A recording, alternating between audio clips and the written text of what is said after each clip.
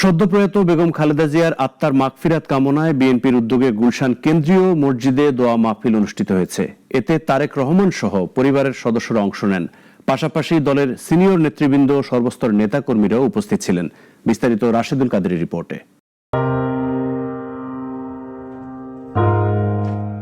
সদ্যপ্রয়াত BNP chairperson ও সাবেক প্রধানমন্ত্রী ৩০ December সবাইকে কাঁদিয়ে বিদায় নেন। তার আত্মার মাগফিরাত কামনায় রাজধানী সহ সারা দেশে শুক্রবার দোয়া মাহফিলের আয়োজন করে বিএনপি সহ এর অঙ্গ সংগঠনগুলো। রাজধানীতে গুলশান কেন্দ্রীয় সোসাইটি মসজিদেও আয়োজন করা হয় দোয়ার, আর এতে অংশ নেন তারেক রহমান সহ তার পরিবারের সদস্যরা। আসরের নামাজের শুরুর কিছু আগে গুলশানের বাসা থেকে বের হন তারেক রহমান পরিবারের সদস্যদের নিয়ে। নামাজ শুরুর আগেই তিনি মসজিদে পৌঁছান।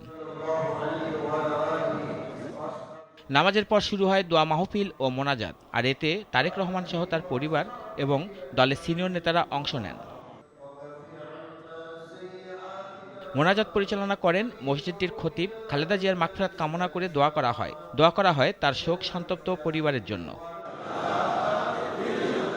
রাশেদুল কাদির, নাগরিক, ঢাকা।